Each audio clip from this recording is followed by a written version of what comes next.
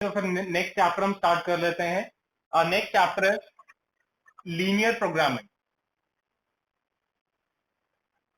ठीक है, linear programming में दो मेथड्स हैं, graphical method and the simplex method, जिसके ऊपर उसने दो अलग अलग चैप्टर्स बनाए हुए हैं। ठीक है, बेसिक तो चैप्टर वही है, लीनियर प्रोग्रामिंग ही है, टॉपिक वही है। उसके अंदर फर्दर दो मेथड्स हैं, graphical method and the simplex method, जिसके ऊपर उसने दो सेपरेट चैप्टर्स बना दिए। किसी को याद हो या किसी ने कब पढ़ा हो मैथ्स में लीनियर प्रोग्रामिंग क्या होता है?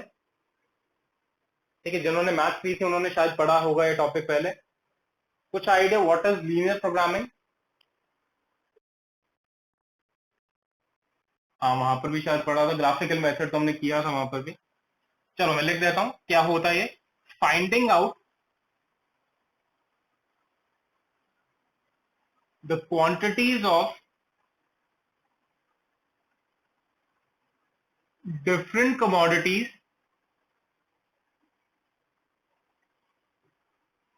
to be produced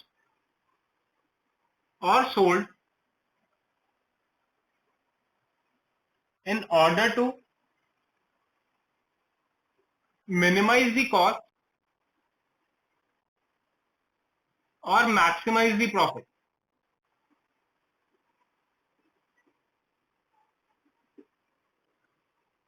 ठीक है, तो यहां पर आपको हमने क्या लिखा है, finding out the quantities of different goods to be produced और सोल्ड इन ऑर्डर टू, अगर हम कॉस्ट की बात कर रहे हैं तो कॉस्ट मिनिमाइज हो जाए, अगर हम प्रॉफिट की बात कर रहे हैं तो प्रॉफिट मैक्सिमाइज हो जाए। ठीक है, मैक्सिमम ओवर में यही चीज हम कर रहे हैं, या तो मिनिमाइजेशन का आंसर निकाल रहे हैं या मैक्सिमाइजेशन का आंसर निकाल रहे हैं। तो यहां पर आपको वेरिएबल्स गिवन होंगे, अलग अलग कमोडिटीज गिवन होंगी, उनकी क्वांटिटीज हमें कैलकुलेट करके बतानी है इन सच अ वे कि अगर कॉस्ट की कैलकुलेशन की जा रही है कॉस्ट मिनिमाइज हो जाए, अगर हम प्रॉफिट की कैलकुलेशन कर रहे हैं तो प्रॉफिट हमारा मैक्सिमाइज हो जाए। ठीक है जी, तो इसमें दो मेथड हैं जो हम अप्लाई कर सकते हैं कैलकुलेशन में। Method number one, that is the graphical method,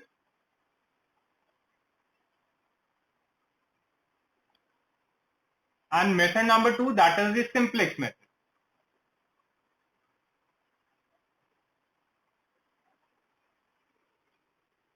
ठीक है, तो दो मेथड्स हैं जो आप फॉलो कर सकते हैं। First is the graphical method, second is your simplex method. Graphical method is applied in case of two variables only.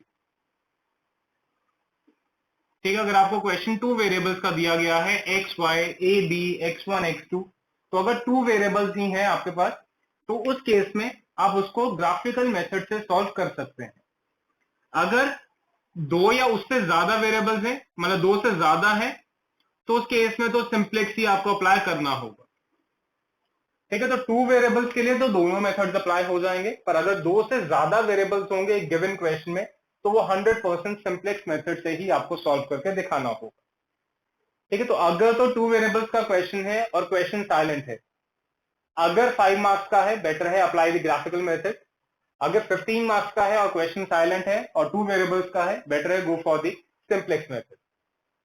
ठीक है, ध्यान रखना 5 मार्क्स का होगा तो बेटर है go for the graphical method, अगर आपका 15 में होगा तो बेटर है go for the simplex method.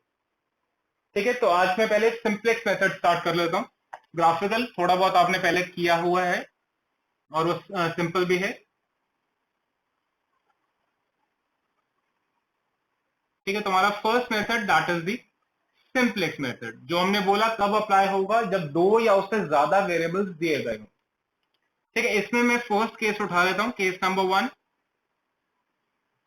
A purely maximization problem.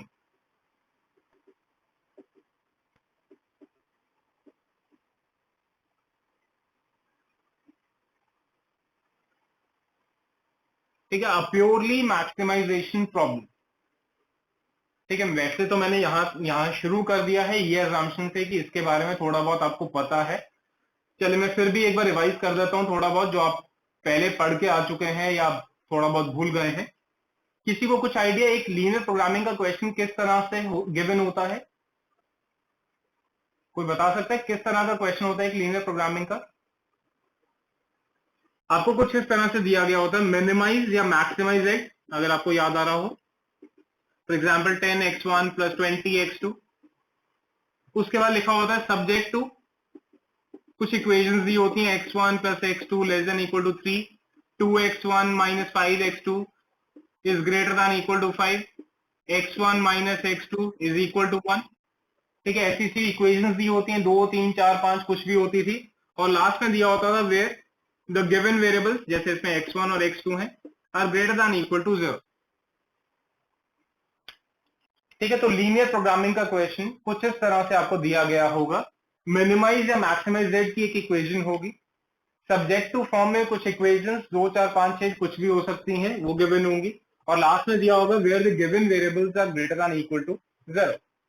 ठीक है, तो पहले क्वेश्चन को ही डिस्कस करते हैं कि क्वेश्चन के क्या क्या एलिमेंट्स हैं और उसको क्या बोला जाता है। ठीक है, ये जो चीज पहले आपको मिनिमाइज या मैक्सिमाइज z दी गई है, इसको हम क्या बोलते हैं? This is the objective function.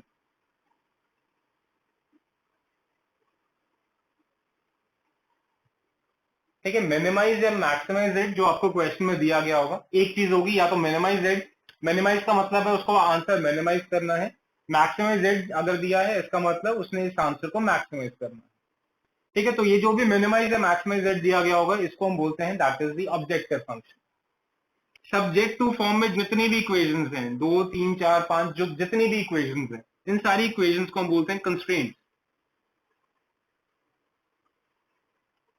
कि हमें ये ऑब्जेक्टिव तो अचीव करना है subject to all these constraint, कि इनको ध्यान में रखते हुए इसका मिनिमम या मैक्सिमम आंसर कैलकुलेट करके बताना है। और लास्ट में जो given variables greater than equal to 0 दिए होते हैं, इसको हम बोलते हैं नॉन नेगेटिविटी कंस्ट्रेंट।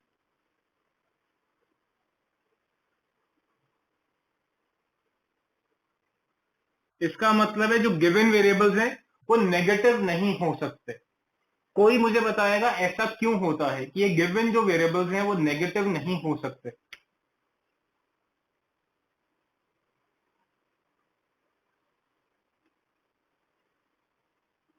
जो स्टेटमेंट वो तो हमने लिखा है ना, ग्रेटर देन 0 का मतलब ही वही है कि नेगेटिव नहीं हो सकता। मतलब मैं आपसे रीजन पूछ रहा हूं कि इसका रीजन क्या है कि नेगेटिव नहीं हो सकता। एक बार डेफिनेशन पढ़िए लीनियर प्रोग्रामिंग की, शायद वहां से आपको समझ आए। ठीक है, ग्रेटर देन 0 तो मैंने इसीलिए लिखा है क्योंकि ये नेगेटिव नहीं हो सकते, पर क्यों नहीं हो सकते वो रीजन पूछा है। हाँ जी, कॉस्ट कभी माइनस में नहीं जाती। अगर मैक्सिमाइज का क्वेश्चन हो तो वो तो प्रॉफिट होता है, प्रॉफिट तो नेगेटिव हो सकता है, नेगेटिव प्रॉफिट का मतलब लॉस होता है। नहीं, ऐसा ऐसा कहां बोला है कि नेगेटिव जाना ही नहीं है? मैक्सिमाइज प्रॉफिट करना है, पर जरूरी थोड़ी कि प्रॉफिट हमेशा पॉजिटिव आएगा। नेगेटिव प्रॉफिट जिसको लॉस बोलते हैं वो भी तो आ सकता है। कंस्ट्रेंट्स ही ऐसे हैं कि आपको प्रॉफिट ही नहीं कमाने दे रहे, तो कैसे कमाओगे profit?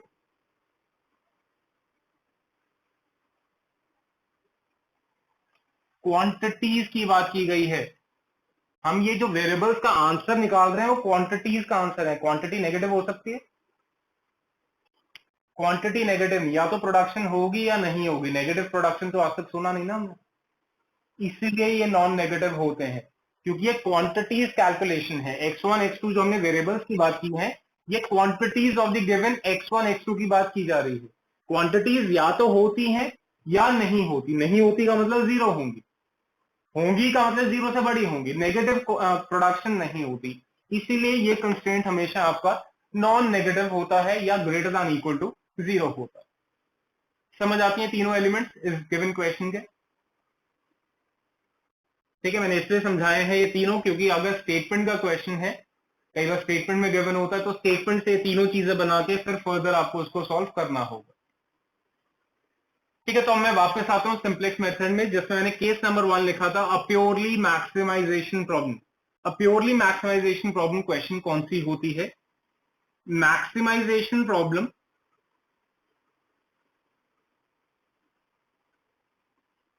With less than equal to constraint.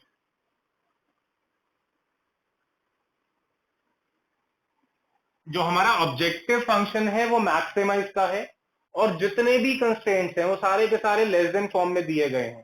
तो अगर ऐसा क्वेश्चन आपके पास आता है तो ऐसे क्वेश्चन को हम प्योरली मैक्सिमाइजेशन प्रॉब्लम बोलते हैं। ठीक है, objective function is the maximization function, और उसके जितने भी कंस्ट्रेंट्स हैं सारे के सारे given constraints less than form में है, तो such a question becomes the purely maximization problem. ठीक है जी, चलिए अब अगर किसी के पास बुक्स हैं तो एक बार फटाफट से इस केस का कोई क्वेश्चन ढूंढ के बताना, उसको सॉल्व करते हैं।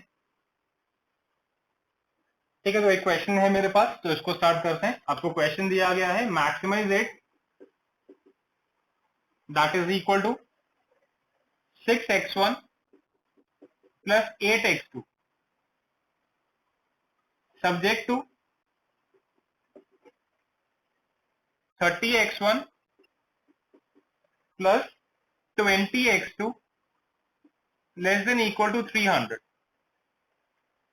नेक्स्ट आपको इक्वेशन गिवन है 5x1 plus 10x2 less than equal to 110 where x1 and x2 are greater than equal to 0।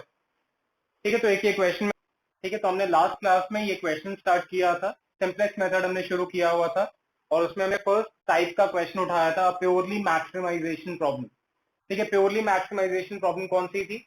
Maximise is the objective function और जितने भी कंस्ट्रेंट्स आपको गिवन है वो less than equal to form में दिए गए हैं, तो such a question becomes a purely maximization problem. ठीक है, तो ये क्वेश्चन हमने लिखा था, this is a purely maximization problem. तो स्टेप वन कोई बताएगा क्या हमने किया था? What was step one? Step one was converting the inequalities into equality. ठीक है, स्टेप नंबर वन होता है converting the given inequalities into equalities. ठीक है, जो लेस देन फॉर्म में आपको गिवन है ये इनइक्वालिटीज होती है। ठीक है जी, इसको इक्वल टू फॉर्म में कन्वर्ट करना है, जिसके लिए हमने डिस्कस किया था क्या था, अगर आपको लेस देन इक्वल टू की इक्वेशन गिवन है उसमें आपको क्या करना होता है, ऐड करना होता है एक स्लैक वेरिएबल। अगर आपको ग्रेटर देन इक्वल टू की इक्वेशन गिवन है उसमें हमने क्या करना होता था, माइनस करते थे एक सरप्लस वेरिएबल और एक ऐड करते थे आर्टिफिशियल वेरिएबल। ठीक है, और इक्वल टू वाले में हमने बात की थी, हम ऐड किया करते थे एक आर्टिफिशियल वेरिएबल। और मैंने आपको ये बताया था ये चीज यूनिवर्सल है, ये आपने ये क्वेश्चन के ऑब्जेक्टिव फंक्शन के अकॉर्डिंग नहीं देखना कि क्वेश्चन मिनिमाइज का है या मैक्सिमाइज का है, जैसा मर्जी क्वेश्चन गिवन हो। अगर लेसन है उसमें स्लैक वेरिएबल ऐड होगा, ग्रेटर देन है उसमें सरप्लस माइनस होगा, आर्टिफिशियल ऐड होगा, इक्वल टू वाले में सिर्फ आपने एक आर्टिफिशियल वेरिएबल को ऐड करना है। ठीक है, तो इस चीजों को ध्यान में रखते हुए हमेशा आपने स्टेप नंबर वन करना है, दैट इज जो गिवन इनइक्वालिटीज है आपके पास उसको इक्वल टू फॉर्म में कन्वर्ट करना। तो मेरे पास जो गिवन क्वेश्चन है इसमें दोनों जो इक्वेशंस या जो दोनों कंस्ट्रेंट्स आपको दिए गए हैं less than equal to form में आपको दिए गए हैं। तो लेस देन इक्वल टू को कन्वर्ट करने के लिए हमने बात की है क्या करना है, तो पहली equation 30x1 plus 20x2 less then है, लेस देन में क्या करना है, स्लैक वेरिएबल ऐड करना है, तो मैं स्लैक वेरिएबल 1 बोल देता हूं इसको, दैट इज इक्वल टू 300 हो जाएगा। ठीक है, इसी second equation 6x1 plus 10x2, इसमें भी लेस देन इक्वल टू है तो इसमें भी स्लैक वेरिएबल, तो स्लैक वेरिएबल 2 बोल देते हैं इसको, दैट इज इक्वल टू 110 बन जाएगा। ठीक है, तो जितने भी ऐसे कंस्ट्रेंट्स गिवन है सारे के सारे गिवन कंस्ट्रेंट्स हमें इक्वल टू फॉर्म में कन्वर्ट कर देने हैं। तो दो कंस्ट्रेंट्स हैं यहाँ पर मेरे पास, दोनों को मैंने इक्वल टू फॉर्म में कन्वर्ट कर दिया। अब कंस्ट्रेंट्स में कुछ मैंने एडिशन की है तो इसका मतलब मेरा ऑब्जेक्टिव फंक्शन भी हिल गया होगा। तो maximize it 6x1 plus 8x2 slack variable actually मेरे क्वेश्चन का पार्ट नहीं है, डमीज है, और डमीज की वैल्यू क्या होती है 0, तो 0s1 0s2 बोल देते हैं। ठीक है, तो step number one that is converting the given inequalities of the constraints into equalities. कैसे करना है, लेस देन में स्लैक ऐड करके, ग्रेटर देन में सरप्लस और आर्टिफिशियल, सरप्लस माइनस करके आर्टिफिशियल ऐड करके, और इक्वल टू वाले में एक आर्टिफिशियल वेरिएबल को ऐड करके। तो हमने वहां पर ये दो गिवन कंस्ट्रेंट्स थे लेस देन फॉर्म में, उनको कन्वर्ट किया इक्वल टू में, उसके कारण ऑब्जेक्टिव फंक्शन भी बदला। स्लैक वेरिएबल्स डमी है तो डमी की वैल्यू 0 के साथ मैंने यहाँ पर इंक्लूड कर दी। प्लीज एक बार देख के बताइएगा, यहां तक कोई डाउट तो नहीं है? क्या चीज नहीं समझ आई बोलो? ये गिवन ऑब्जेक्टिव यही है, ऑब्जेक्टिव फंक्शन यही था। ठीक है, मेरे पास जो इसके साथ कंस्ट्रेंट थी वो भी x1 x2 फॉर्म में थी, तो इसका मतलब जो गिवन क्वेश्चन में वेरिएबल्स थे वो x1 और x2 थे सिर्फ। अब मैंने इक्वेशंस में S1 भी जोड़ दिया है, S2 भी जोड़ दिया है। अगर इसी इक्वेशन की इक्वेशंस में कुछ जोड़ा है तो मतलब इसमें भी तो जुड़ना चाहिए। क्वेश्चन तो यही है, सॉल्व तो मुझे इसी को मैक्सिमम आंसर इसी को कैलकुलेट करके बताना है। तो अगर इसके कंस्ट्रेंट्स में कोई वेरिएबल जुड़े हैं तो इसमें भी जुड़ने चाहिए। तो वो डमीज थी, तो डमीज को ही जोड़ा और डमीज की वैल्यू में पता है 0 होती है, तो मैंने 0 के साथ इन दोनों को ऑब्जेक्टिव फंक्शन में जोड़ दिया। ठीक है जी, तो ये हमारा स्टेप नंबर 1 है, that is converting the given inequalities into equality. Step number 2 हमारा होता है, ठीक है, step number 2 is assuming the given variables and surplus variable as 0।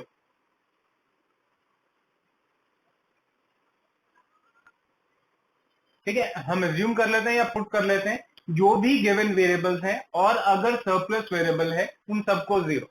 तो गिवन वेरिएबल्स क्या है मेरे पास इस क्वेश्चन में, दैट इज x1 है, x2 है, सरप्लस है नहीं, जो दोनों स्लैश हैं, तो इसका x1 x2 को हम क्या करते हैं 0 पुट करते हैं।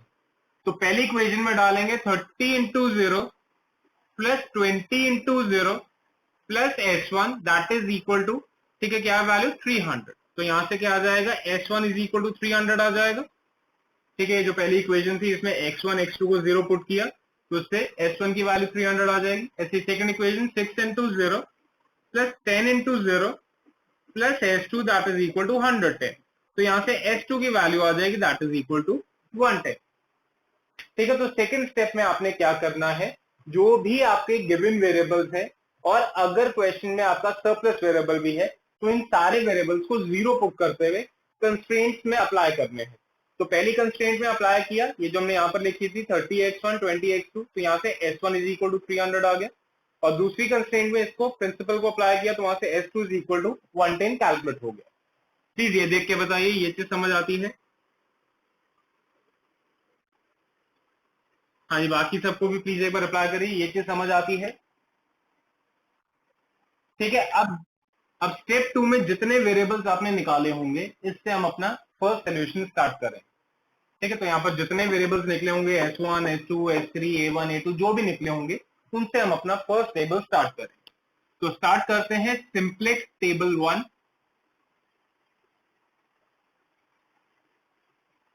ठीक है, तो फर्स्ट टेबल बनाना स्टार्ट करते हैं। ठीक है, एक बार देख के बनाइएगा, 5-6 कॉलम्स बनेंगे या ज्यादा बनेंगे, तो थोड़ा सा प्लीज एक बार देख के बनाइएगा। वेरिएबल्स, क्वांटिटी, क्वेश्चन मैक्सिमाइज का है तो मैक्सिमाइज के केस में मैं प्रॉफिट लिख देता हूं, मिनिमाइज होगा तो आप कॉस्ट लिख सकते हैं। ठीक है, वेरिएबल्स, क्वांटिटी, प्रॉफिट, अगर मैक्सिमाइजेशन है कॉस्ट लिख लेना, अगर मिनिमाइज का क्वेश्चन दिया गया होगा। ठीक है जी, उसके बाद जितने भी वेरिएबल्स हैं जो ऑब्जेक्टिव फंक्शन में आपने डाले हैं सबको डालना है, x1 x2 s1 and s2। तो सबके लिए कॉलम बना लेना है, x1 x2 s1 s2। ठीक है, तो जितने वेरिएबल्स ऑब्जेक्टिव फंक्शन में होंगे सबके लिए कॉलम बना देना है और लास्ट में एक मिनिमम रेशियो।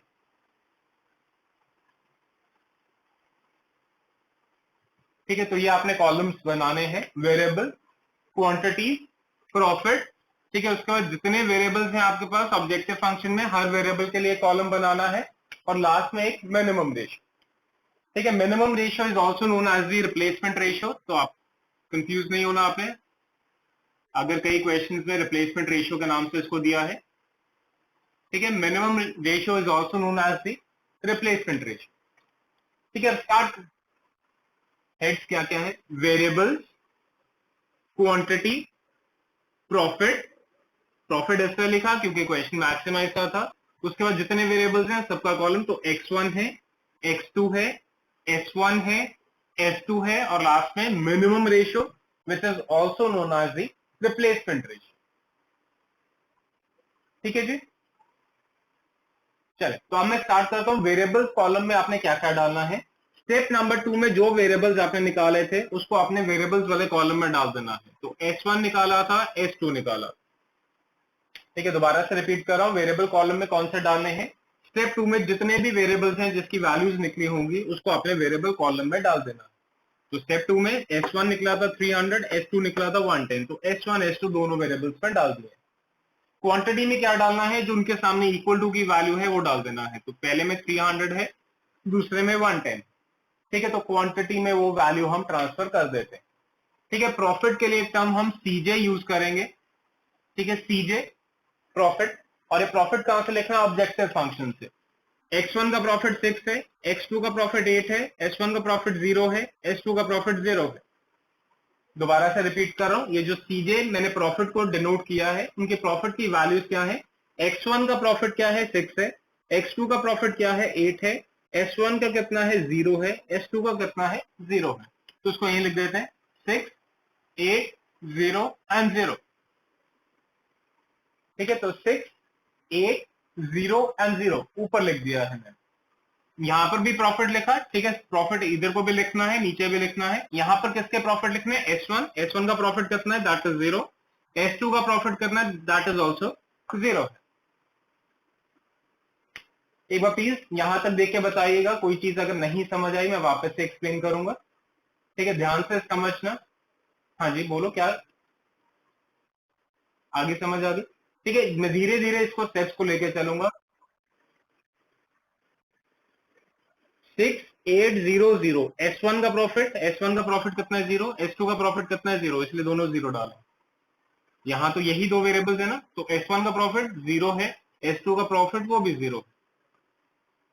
ऊपर सारे वेरिएबल्स थे, इसलिए सब पे वैल्यूज लिखी। यहाँ पर सिर्फ ये दो वेरिएबल्स थे, इसलिए इन दोनों की वैल्यू लिखी। हाँ जी प्लीज एक बार देख के बताएंगे, यहां तक सबको क्लियर है, ठीक है। अब पहली S1 की जो रो है उसकी वैल्यूज कहां से डालनी है, फर्स्ट इक्वेशन से डालते हैं। फर्स्ट इक्वेशन ये है 30x1, 20x2, 1s1 बोल सकते हैं, 0s2 बोल सकते हैं। तो x1 के सामने क्या डालते हैं, 30। S1 को 1s1 बोल सकते हैं। अगर कोई एक वेरिएबल 2 है, 2 कहाँ है, वो तो ऊपर प्रॉफिट लिया है, ये इस इक्वेशन में तो S1 लिखा है मैंने। x का क्या मतलब, अगर किसी इक्वेशन में x लिखा है आपने, अगर किसी इक्वेशन में आप x लिखते हो, वो x क्या होता है, 1x होता है या 0x होता है, 1x। तो ये S1 लिखा है, वो तो उसकी वैल्यू डमी 0 ऊपर लिया है, ऑब्जेक्टिव फंक्शन में उसकी प्रॉफिट की वैल्यू 0 ली है। S1 0 थोड़ी है, S1 का प्रॉफिट 0 लिया है, S1 0 नहीं है। प्लस S1 का मतलब है दिस इज 1 टाइम्स S1, ये 2 नहीं है, वो S2 है, ये भी 1 ही है। ये x1 है, ये x2 है। अगर इसको x1 बोलो तो 1x1, ये x2 जिसका मतलब 1x2 है, ये भी 1 ही, ठीक है। तो 30x1, 20x2, 1s1, 0s2। पहले वाले में s2 नहीं है तो उसको 0 बोल सकते हैं। सेकेंड इक्वेशन में 6x1, 10x2, 0s1, 1s2, ठीक है। तो 6x1, 10x2, 0s1 and 1s2। देखिए जी, ये चीज समझ आती है सबको, एक बार देख के बताइए, ये चीज समझ आती है सबको। हाँ जी,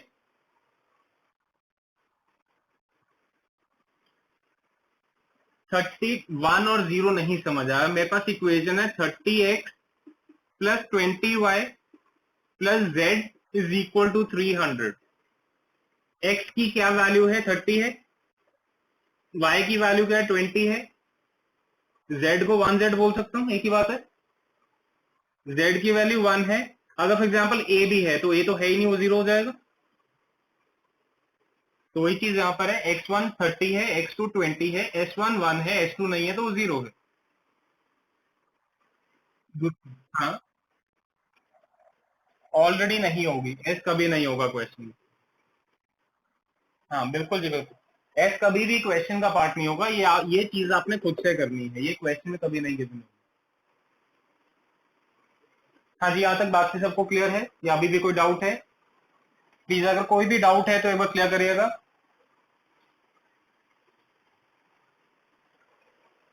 चलिए, तो सबको क्लियर है, ठीक है। तो ये जितनी भी वैल्यूज हैं डालने के बाद नीचे कैलकुलेशन करते हैं, दैट इज जेड जे, ठीक है। जैसे ऊपर सीजे लिखा था ऐसे जेड जे कैलकुलेट करते हैं। ध्यान से प्लीज इसको समझना, जेड जे कैसे कैलकुलेट करना है। तो x1 का जो आपने जेड जे कैलकुलेट करना है, ये कैसे निकलेगा, x1 के सामने जो भी वैल्यूज है ठीक है, तो x1 के सामने जो भी वैल्यूज हैं उसको उसके सामने के प्रॉफिट से मल्टीप्लाई करना है और सारे आंसर्स को ऐड करना है। दोबारा से रिपीट कर रहा हूं, हर वेरिएबल का ZJ कैसे निकालना है। जैसे यहां पर x1 का ZJ आपने कैलकुलेट करना है, तो x1 वाले कॉलम में जितनी वैल्यूज हैं उसको उसके सामने के कॉस्ट या प्रॉफिट से मल्टीप्लाई करना है और सारे आंसर्स को एड अप करना है। तो 30 इंटू 0 प्लस 6 इंटू 0 कितना हो जाएगा? 0। x2 का निकालना है, तो इसके लिए कैसे आपने कैलकुलेशन करनी है? 20 इंटू 0 प्लस 10 इंटू 0, तो ये भी 0। तो 1 इंटू 0 प्लस 0 इंटू 0, ये भी 0। 0 इंटू 0 प्लस 1 इंटू 0, ये भी 0। ठीक है, हर बार 0 नहीं आएगा, अगर सिर्फ s यहां पर होंगे तो उस केस में 0 आएगा। ठीक है, ध्यान से समझ लीजिएगा ZJ मैंने निकाला कैसे है। जो भी वेरिएबल का ZJ निकालना था उसके कॉलम की वैल्यूज को उसके कॉरस्पॉन्डिंग कॉस्ट या profit as per the equation जो भी आपने लिखा होगा उससे मल्टीप्लाई करना है और इन सारे आंसर्स को सम अप करना है। 30 इंटू 0 0 प्लस 6 इंटू 0 0, तो 0 plus 0 that is 0। 20 into 0 0, 10 into 0 0, तो 0 plus 0 that is also 0। 1 into 0 0 into 0, ये भी 0। सेम इसी तरह से लास्ट वाला 0 मैंने कैलकुलेट कर दिया। क्लियर है जी यहां तक? उसके बाद CJ माइनस ZJ करना है। CJ ऊपर लिखा था, ZJ मैंने कैलकुलेट किया है, तो 6 minus 0 6, 8 minus 0 8, 0 minus 0 0, 0 minus 0 that is also equal to 0। ठीक है, तो ऊपर हमने CJ लिखा था, ZJ ये हमने कैलकुलेट किया है, तो उसके बाद CJ माइनस ZJ मैंने कर दिया है। इसके बाद इंपॉर्टेंट करके एक पॉइंट लिखते हैं, इन केस ऑफ मैक्सिमाइजेशन। ठीक है, मैंने मैक्सिमाइजेशन लिखा है, प्योरली मैक्सिमाइजेशन नहीं है। तो अगर मैक्सिमाइज का क्वेश्चन गिवन है तो ये चीज आपने इस तरह से करनी है जो अभी मैं लिखने लगा हूं। ठीक है, ध्यान रखना है, मैंने प्योरली मैक्सिमाइजेशन नहीं बोला, जैसा भी क्वेश्चन हो पर अगर मैक्सिमाइजेशन का हो। तो in case of maximization the answer is final when all the values in CJ minus ZJ are either 0 और नेगेटिव। पॉजिटिव आंसर नहीं होना चाहिए है। ठीक है, दोबारा से इसको देख लेते हैं। वो कहता है in case of uh maximization problem the answer will be final only in case when all the values in CJ minus ZJ are either 0 और नेगेटिव। पॉजिटिव कोई भी वैल्यू नहीं होनी चाहिए, 0.01 भी नहीं होना चाहिए। ठीक है, या तो 0 हो या नेगेटिव हो। अगर CJ माइनस ZJ की सारी वैल्यूज इसी कंसेप्ट पे आ जाती हैं तो उस टेबल में मेरा आंसर खत्म होता है, that becomes the final answer. ठीक है, तो हमारे इस केस में 6 भी है 8 भी है, दो पॉजिटिव वैल्यूज है, इसका मतलब this is not the final answer. और एक चीज 100% है, सिंप्लेक्स का पहले टेबल में कभी आंसर नहीं आएगा। ठीक है, अगर आपने गलती से इसका प्रिंसिपल उल्टा लगा दिया कि 0 पॉजिटिव दिमाग में आ गया और ये आंसर हो गया, नहीं जी, गलत है। पहले टेबल में सिंप्लेक्स कभी आंसर देगा ही नहीं। यहां तक देख के बताइए, ये चीज क्लियर है? ठीक है, अगर ये कंडीशन पूरी नहीं होती, ठीक है जी, अगर ये वाली कंडीशन पूरी नहीं होती, पॉजिटिव वैल्यूज हैं, तो आपने क्या करना है, you have to mark the highest value. ठीक है, लिखना चाहते हैं लिख लीजिए, if the above condition is not fulfilled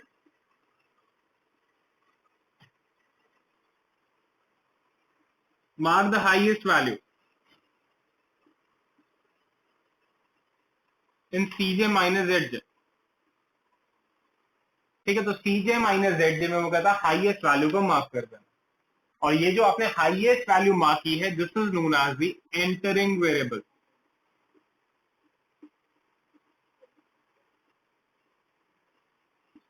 ठीक है, जो हाईएस्ट वेरिएबल आपने यहां पर फाइंड आउट करके मार्क किया है, this is known as the entering variable. Clear है जी? जो भी एंटरिंग वेरिएबल है उसके कॉलम को मार्क कर लेते हैं। ठीक है, जो भी एंटरिंग आपने वेरिएबल फाइंड आउट किया है उसका कॉलम फाइंड आउट कर लेते हैं या मार्क कर लेते हैं। and this column is known as the key column.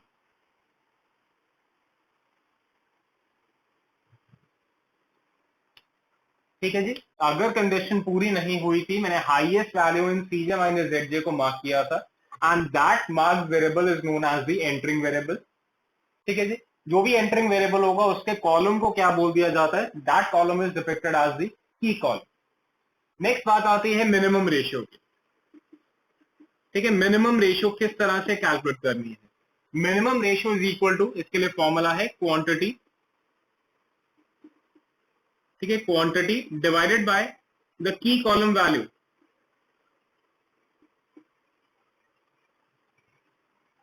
ठीक है जी, quantity divided by the key column value that is represented by the minimum ratio. तो पहले वाले के लिए मिनिमम रेशियो क्या हो जाएगी, क्वांटिटी इज 300, की कॉलम की वैल्यू, की कॉलम ये है तो की कॉलम की इसके सामने वैल्यू क्या है, दैट इज इक्वल टू 20, तो ये 15 हो गई। अगले वाले के लिए 110 डिवाइडेड बाय की कॉलम क्या है, उसके वैल्यू 10 है, दैट इज इक्वल टू 11 आ जाता है। ठीक है, दोबारा से रिपीट करता हूं, मिनिमम रेशियो कैसे निकालने, जो भी वेरिएबल के लिए आप कैलकुलेट कर रहे हैं उसकी क्वांटिटी डिवाइडेड बाय उसी वेरिएबल की जो की कॉलम में वैल्यू है। ठीक है जी, तो quantity divided by key column values, तो वहां से मैंने मिनिमम रेशियो फाइंड आउट कर लिया है। आपने लीस्ट मिनिमम रेशियो को मार्क करना है, and this is known as the leaving variable.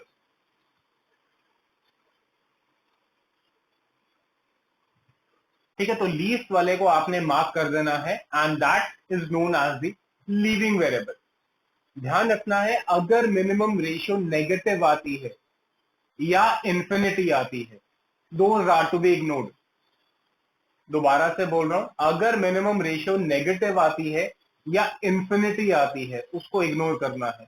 Zero आती है तो कंसिडर करें। ठीक है, नेगेटिव कैसे आ सकती है, फॉर एग्जांपल क्वांटिटीज तो कभी नेगेटिव नहीं होंगी, पर ये वैल्यूज तो नेगेटिव हो सकती हैं, तो अगर डिवाइड करेंगे वो नेगेटिव आ जाएगा, तो नेगेटिव को इग्नोर कर देना है, बाकी बची हुई पॉजिटिव वैल्यूज में से लीस्ट को आपने मार्क करना है। इन्फिनिटी कैसे आ सकता है, फॉर एग्जाम्पल 20 की जगह 0 होता, तो 300 divided by 0 that is infinity.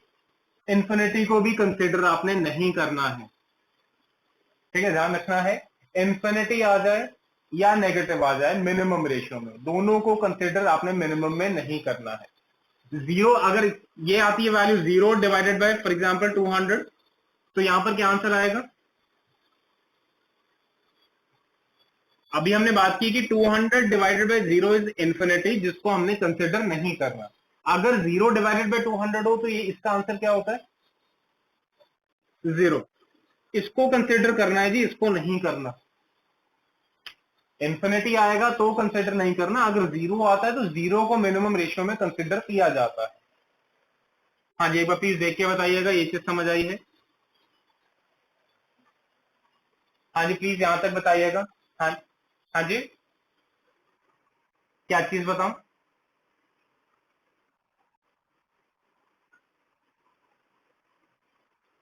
Maximise का आंसर तब आएगा जब सीजे माइनस जेड की सारी वैल्यूज या तो 0 होंगी या नेगेटिव होंगी, पॉजिटिव नहीं होनी चाहिए। पॉजिटिव होती है तो आपने क्या करना है, हाईएस्ट वैल्यू को मार्क कर देना है, जैसे इस केस में 8 है, मार्क कर दिया। ये जो वेरिएबल यहां मार्क किया है, ये इसके सामने जिस वेरिएबल, जो वेरिएबल है x2, that becomes the entering variable. ये x2 का वेरिएबल एंटरिंग वेरिएबल था, इसको मैंने मार्क कर दिया, इस कॉलम को नाम दिया जाता है that is the key column. उसके बाद मिनिमम रेशियो आपने कैलकुलेट करनी है। मिनिमम रेशियो का क्या कह रहे हो, सीजे माइनस जेड जे, सीजे माइनस जेड जे, सीजे माइनस जेड जे। सीजे ऊपर लिखा था 6800, जेड जे कैलकुलेट किया तो 6 minus 0, 8 minus 0, 0 minus 0 and 0 minus 0। हाँ जी विशाल, यहां तक क्लियर? जबरदस्ती या समझ आया है? ठीक है जी, तो हमने की कॉलम मार्क किया था, जिससे हमने लीविंग वेरिएबल भी कैलकुलेट कर दिया था। अब जो लीविंग वेरिएबल है और जो एंटरिंग वेरिएबल है, उसकी कोई कॉमन वैल्यू है? लीविंग वेरिएबल की और एंटरिंग वेरिएबल की कोई कॉमन वैल्यू है? हाँ जी है, ये 10 है। ये एंटरिंग वेरिएबल में भी लाई करती है, लीविंग वेरिएबल में भी लाई करती है। ठीक है, दोनों को अगर मैं इसको एक्सटेंड करूं तो 10 पे आगे दोनों मिल जाते हैं। ठीक है, अगर ये जो कॉमन वैल्यू हमने निकाली है, इस वैल्यू को बोलते हैं हम की एलिमेंट। ठीक है, तो यहां पर ये मेरा पहला टेबल खत्म होता है। अब इसको देख लीजिएगा, तो यहां पर हमने एंटरिंग वेरिएबल निकाला था हाईएस्ट को मार्क करके, उसको ध्यान में रखते हुए हमने मिनिमम रेशियो निकाली थी। मिनिमम रेशियो में से सबसे छोटी वैल्यू उठाई थी और उसको मार्क किया था एज लीविंग वेरिएबल। और लीविंग और एंटरिंग वेरिएबल की जो कॉमन वैल्यू है, that value is known as the key element. ठीक है, तो यहां पर ये मेरा टेबल नंबर 1 खत्म होता है। आंसर नहीं आया था क्योंकि ये कंडीशन पूरी नहीं हुई थी, तो इसका मतलब मुझे सिंपलेक्स टेबल 2 भी बनाना है। ठीक है, तो उसके बाद सिंपलेक्स टेबल नंबर 2 बनाना स्टार्ट करते हैं। ठीक है, वैसे ही बनाना है जैसे पहले बनाया था। वेरिएबल्स, क्वांटिटी, प्रॉफिट, x1 था, x2 था, s1 था, s2 था और लास्ट में एक मिनिमम रेशियो। ठीक है, सेम वही चीजें जो पहले हमने पिछले टेबल में डाली थी। तो जितने भी वेरिएबल्स थे, उसके बाद क्वांटिटीज, ठीक है जी, क्वांटिटीज, उसके बाद प्रॉफिट और x1 x2 s1 s2 ये वेरिएबल्स थे हमारे पास और लास्ट में एक मिनिमम रेशियो। ठीक है, वेरिएबल्स में कौन सा लिखना है? s1 में ना ही ये एंटरिंग वेरिएबल है ना ही ये लीविंग वेरिएबल है, तो s1 को तो वैसे ही लिख देते हैं। s2 is the leaving variable. जो लीविंग वेरिएबल होगा उसको हटा देंगे अगले टेबल से और जो एंटरिंग वेरिएबल होगा उसकी जगह वो रिप्लेस कर देंगे। ठीक है, तो S1 में कोई भी चेंज नहीं हुआ था, वो लीविंग वेरिएबल नहीं था तो उसको छोड़ दिया एज इट इज। S2 मेरा लीविंग वेरिएबल था, तो लीविंग वेरिएबल को रिप्लेस कर दिया है विद द एंटरिंग वेरिएबल। तो लीविंग वेरिएबल वाज S2 और एंटरिंग वेरिएबल वाज X2, तो S2 को मैंने X2 से यहां पर रिप्लेस कर दिया है। ये चीज समझ आई है?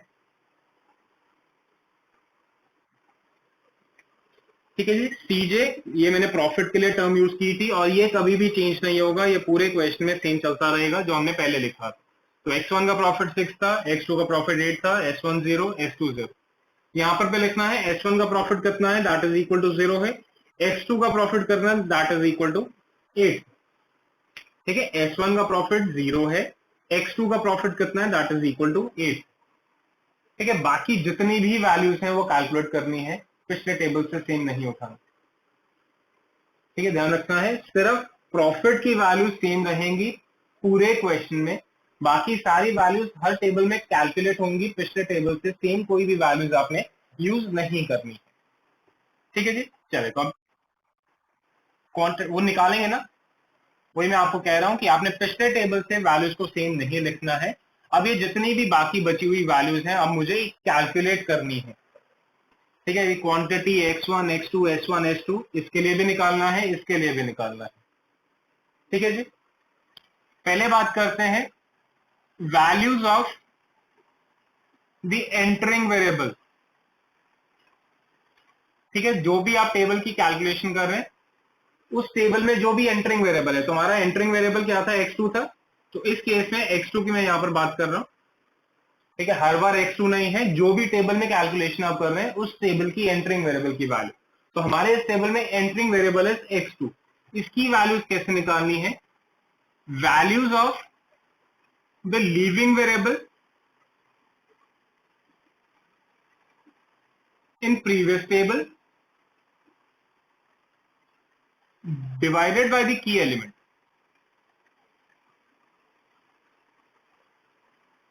ठीक है, एक बार लिखिए फॉर्मूला, फिर डिस्कस करते हैं कैसे है।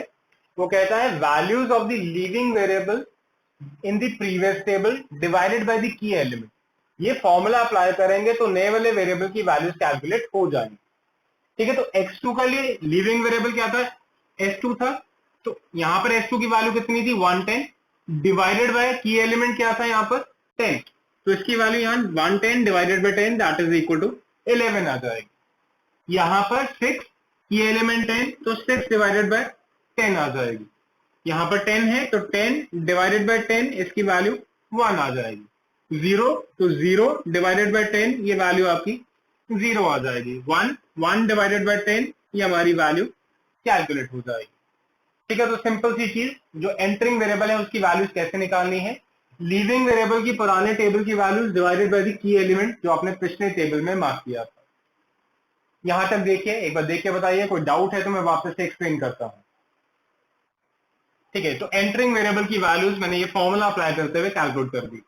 उसके बाद जितने भी वेरिएबल्स बचे होंगे उसके अलावा उसके लिए छोटा सा फॉर्मूला अप्लाई करना है। जैसे इस केस में हमारे पास क्या बचा है, S1 बचा है, तो S1 के लिए ये हमने फॉर्मूला अप्लाई करना है। ठीक है, जरूरी नहीं कि हर बार एक सिंगल वेरिएबल ही बचेगा, अगर 3-4 वेरिएबल्स होते हैं तो उसको छोड़ के बाकी सारे वेरिएबल्स के लिए ये जो फॉर्मूला अभी हम लिखने लगे हैं वो फॉर्मूला अपने अप्लाई करना है। ठीक है, S1 की क्या क्या वैल्यूज मुझे कैलकुलेट करनी है, क्वांटिटी निकालनी है, X1 निकालना है, X2 निकालना है, S1 निकालना है और S2 निकालना है। देखिए, ये सारी चीजें निकालनी है ना, क्वांटिटी निकालनी है, X1, X2, H1 and S2, ये सारी चीजें मुझे कैलकुलेट करनी है, तो इसके लिए फॉर्मूला अप्लाई करते हैं। ठीक है, तो जो वेरिएबल हम निकाल रहे हैं, तो इस केस में हम क्या निकाल रहे हैं, H1 निकाल रहे हैं, तो values of H1 in previous table, जो भी वेरिएबल आप फाइंड आउट कर रहे हैं वो वाला वेरिएबल यहां पर आपने पिछले टेबल से वैल्यूज उसकी यहां पर लिख लेनी है, minus values of the entering variable. ठीक है, जो एंटरिंग वेरिएबल की वैल्यू निकाली है वो आपने उठानी है, इनटू वैल्यू ऑफ S1, मतलब जो वेरिएबल आप कैलकुलेट कर रहे हैं वो वाला वेरिएबल इन की कॉलम। ठीक है, तो ये फॉर्मूला अप्लाई करते हुए आपने अब ये वाली वैल्यूज को अप्लाई करना है या कैलकुलेट करना है। दोबारा से बोल रहा हूं, जो वेरिएबल कैलकुलेट कर रहे हैं उसी वेरिएबल की पिछले टेबल की वैल्यूज। ठीक है, तो एक एक करके डिस्कस करते हैं और साथ साथ वैल्यूज भी लिखते हैं। तो S1 की पिछले टेबल की वैल्यूज की बात कर रहे हैं, तो क्वांटिटी के सामने 300 है, X1 के सामने 30 है, X2 के सामने 20 है, S1 के सामने 1 है और दूसरे के सामने 0। ठीक है, तो जो वेरिएबल आप फाइंड आउट कर रहे थे उसके पिछले टेबल की वैल्यूज मैंने उठा ली, माइनस। ठीक है, उसने माइनस करने की यहां बात की है, minus values of the entering variable. तो एंटरिंग वेरिएबल X1 था, इसकी क्वांटिटी 11 है, X1 6/10 है, X2 1 है, S1 0 है और S2 1/10। ठीक है, तो जो एंटरिंग वेरिएबल मैंने निकाला है और ये वैल्यूज जितने भी वेरिएबल्स आप कैलकुलेट कर रहे हैं उन सब में सेम रहेगी, क्योंकि एंटरिंग वेरिएबल तो एक ही होगा। तो एंटरिंग वेरिएबल की जो भी वैल्यूज आपने फाइंड आउट की है उसको यहां पर आपने अप्लाई कर दिया, इनटू नेक्स्ट बात की है उसने मल्टीप्लाई करने की। मल्टीप्लाई किससे करना है, वो कहता है जो वेरिएबल आप फाइंड आउट कर रहे हैं उसकी की कॉलम की वैल्यू। ठीक है, तो S1 फाइंड आउट कर रहे थे, S1 के प्रीवियस टेबल में की कॉलम ये था और उसके सामने क्या वैल्यू थी, 20 वैल्यू थी, तो सारी वैल्यूज को 20 से मल्टीप्लाई कर देते हैं। अब इसको सॉल्व करेंगे, जो वैल्यूज आएंगी वो हमारी ये रिस्पेक्टिव वैल्यूज कैलकुलेट हो जाएंगी। तो 300 minus 220 that is equal to 80, 30 minus this becomes 12 that is equal to 18, 20 minus 20 that is equal to 0, 1 minus 0 that is equal to 1, 0 minus 2 that is equal to minus। Please एक बार ये चीज देख के बताइएगा, कोई डाउट है आपको किसी को तो मैं फिर से एक्सप्लेन कर देता हूं। S1 निकाल रहे थे, S1 की कॉलम की वैल्यू, की कॉलम ये था, तो S1 की कॉलम की वैल्यू, S1 की पुराने टेबल की वैल्यूज माइनस ये जो नई वैल्यूज आपने कैलकुलेट की हैं एंटरिंग वेरिएबल की, इनटू जो वेरिएबल निकाल रहे हैं उसकी की कॉलम की वैल्यू। छोटा सा फॉर्मूला ये अप्लाई करेंगे, आंसर निकल जाएगा। तो इससे हमने वैल्यूज निकाली 80, 18, 0, 1 and minus.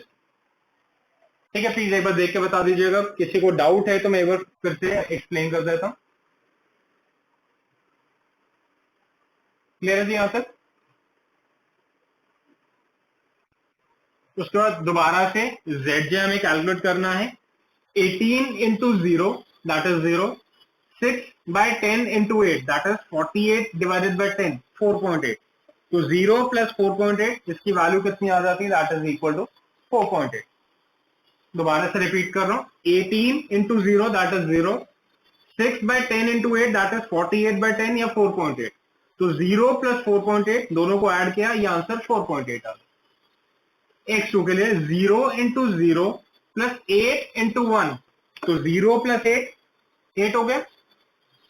1 into 0 that is 0, 8 into 0 that is also equal to 0, तो 0 plus 0 that is equal to 0 हो गया। ठीक है जी। उसके बाद 0 into -2 that is 0, 8 into 1/10 that is equal to 0.8, तो 0 plus 0.8 that is equal to 0.8। तो ये मैंने ZJ की वैल्यूज कैलकुलेट की है। उसके बाद CJ माइनस ZJ 6, ऊपर CJ था, ZJ 4.8 तो 1.2, 8 CJ 8 ZJ 8 minus 8 0, 0 minus 0 that is equal to 0, 0 minus 0.8 that is equal to -0.8। अब क्या ये आंसर फाइनल आंसर है? क्या ये आंसर फाइनल आंसर है? नहीं जी, एक वैल्यू अभी भी पॉजिटिव है। मार्क करते हैं एंटरिंग वेरिएबल। एंटरिंग वेरिएबल वाला कॉलम की कॉलम निकल गया, तो अब मिनिमम रेशियो कैलकुलेट करते हैं। Quantity 80 divided by key column की value that is equal to 18, quantity 11 key column की वैल्यू डिवाइडेड बाय 6/10, तो इसको ऐसे लिख सकते हैं 11 इंटू 10/6। तो देखना ही दोनों को सॉल्व करके कितना आ जाता है। 80 divided by 18 that is equal to 4 कितना आता है जी? 18 4 72, 4.44। और नीचे वाला देखा जी 110 डिवाइडेड बाय 6 कितना आता है? 18.33 आ जाता है। मिनिमम रेशियो कौन सी है? 4.44। तो ये आपका लिविंग वेरिएबल, ये आपका एंटरिंग वेरिएबल, दोनों की कॉमन वैल्यू 18 जो आपका बन जाएगा की एलिमेंट। ठीक है, तो इसी तरह से जैसे सिंप्लेक्स टेबल 2 बनाया था, उसी तरह से सिंप्लेक्स टेबल 3 बनाना है।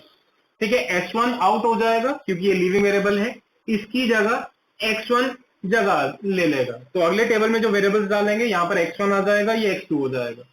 X1 एंटरिंग वेरिएबल, उसकी वैल्यूज क्या होंगी? S1 की जितनी भी पुरानी वैल्यूज हैं डिवाइडेड बाय 10 की एलिमेंट हो जाएगी। ठीक है जी, तो जितनी भी वैल्यूज हैं divided by the key element, वो आपकी X1 की वैल्यूज हो जाएंगी। और X2 के लिए ये फॉर्मूला अप्लाई करेंगे, उसकी वैल्यूज यहां से कैलकुलेट हो जाएंगी। उसके बाद ZJ निकालेंगे, CJ माइनस ZJ करेंगे। अगर आंसर वहां पर वेरीफाई हो गया तो आंसर वहां खत्म हो जाएगा, नहीं हुआ तो एक सिंपलेक्स टेबल 4 आपको बनाना हो। ठीक है, प्लीज एक बार फटाफट से टेबल 3 बनाना स्टार्ट करिए। किसी को डाउट है तो एक बार क्लियर कर लीजिए। ठीक है, तो छोटी सी मैंने गलती कर दी है, क्वेश्चन में 6x1 नहीं था, 5x1 था। ठीक है, तो इसको प्लीज एक बार ठीक कर दीजिए। 5x1, तो इससे क्या होगा, पहले टेबल में ये चीज 5 आ जाएगी, तो उसमें तो फर्क नहीं पड़ेगा, मल्टीप्लाई करके 0 बन जाएगा। S2 की यहाँ पर वैल्यू बदल जाएगी मेरे ख्याल से। ठीक है, यहाँ पर अब ये कहाँ पर फर्क डालेगा, S2 की वैल्यू यहाँ पर है, तो S2 की पुरानी वैल्यूज हमने सॉरी यहाँ पर आ जाएगी, इसकी वैल्यू ये 5/10 हो जाएगी। ठीक है, 5/10 के कारण यहाँ पर बदल जाएगी ये वैल्यू 5/10, तो ये आपका हो जाएगा दिस इज 20 हो जाएगा। ठीक है, प्लीज एक बार इसको रेक्टिफाई कर लेना, मैंने थोड़ा सा उसको लिखने में गलती कर दी। वो 5x1 था, मैंने उसको गलती से 6x1 कर दिया था। पहले टेबल में फर्क नहीं पड़ेगा, दूसरे टेबल में ये 6/10 की जगह 5/10 हो जाएगा। ठीक है, इसके कारण ये फॉर्मूला थोड़ा सा बदल जाएगा और यहाँ पर इसकी वैल्यू 20 हो जाएगी, तो इसको 20 कर लीजिए, तो 80 डिवाइडेड बाई 20 ये भी वैल्यू आपकी 4 हो जाएगी। ठीक है, बाकी कोई फर्क नहीं पड़ा। अगले टेबल में प्लीज इसको रेक्टिफाई करते हुए लेके चलना।